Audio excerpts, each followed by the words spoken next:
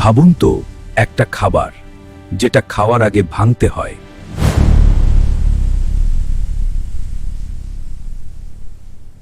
Stone পট খুলতেই বের হয় ধোঁয়া, আর ভেতরে থাকে এমন কিছু যা দেখে মানুষ প্রথমে ভয় পায়, তারপর ক্ষুধার্ত হয়ে যায়। কিন্তু আসল শকিং পার্ট এখনো বাকি।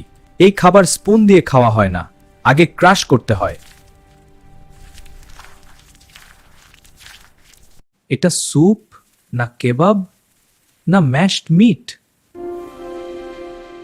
একটা জিনিস নিশ্চিত, ইরানিয়ান ফুড সত্যিই অন্য লেভেল। একটা খাবার খাওয়ার আগে আপনাকে সেটা ভাঙতে হবে। স্টোন পট খুলতেই বের হয় ধোঁয়া, আর তারপর শুরু হয় এমন এক পার্সিয়ান রিচুয়াল যা দেখে পৃথিবীর মানুষ অবাক। শত শত বছর ধরে ইরানের মানুষ এই খাবার খেয়ে আসছে। ডিজি শুধু একটা খাবার না, এটা পার্সিয়ান কালচারের অংশ। এই খাবার রান্না হতে সময় লাগে ঘন্টার পর ঘন্টা। এই ছোট্ট স্টোন পটের ভেতরে থাকে lamb meat, chickpeas, potato, tomato আর স্পেশাল পার্সিয়ান স্পাইসেস। কিন্তু আসল টুইস্ট এখনো বাকি। হ্যাঁ, এই খাবার স্পুন দিয়ে না, আগে ক্রাশ করে খেতে হয়। এটাই ডিজি এর সবচেয়ে স্যাটিসফাইং পার্ট। এই শব্দটা শুনছেন, এই এএসএমআর সাউন্ডের জন্যই লাখ লাখ মানুষ ডিজি ভিডিও রিপিট করে দেখে।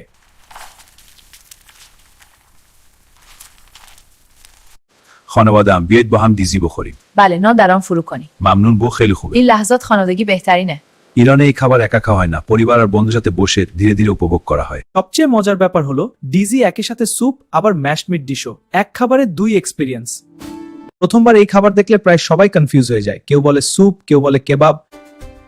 আসলে এটা সম্পূর্ণ অন্য লেভেলের Persian food.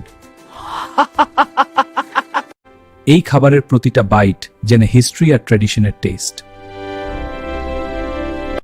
Wow, this is so intense. Energy copy. এরকম ভিডিও যদি আরো দেখতে চান তাহলে লাইক, কমেন্ট ও সাবস্ক্রাইব করতে ভুলবেন না।